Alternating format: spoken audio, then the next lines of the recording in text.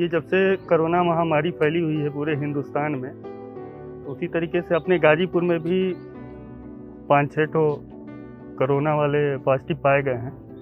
उसी के तहत हम लोग जो एक क्रिकेट टीम ही आप समझ सकते हैं, इसमें कोई किसी संस्था से नहीं जुड़ा हुआ है।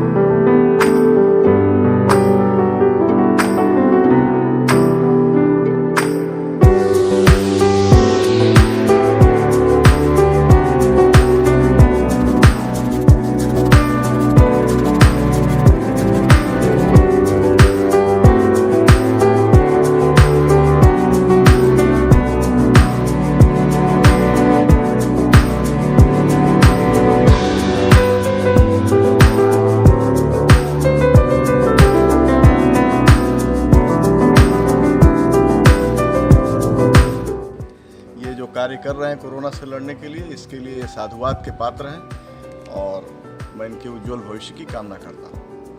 कोरोना से लड़ने के लिए सोशल डिस्टेंसिंग बहुत ज़रूरी है और सैनिटाइजेशन तो बहुत ही अच्छा कदम है। थोड़ा सा लोगों में जागरूकता भी फैलनी चाहिए कि जो है इस बीमारी से सिर्फ बचाव ही हो सकता है, इसका इलाज अभी परमानेंट कहीं नहीं है यदि बिगड़ जाए तो।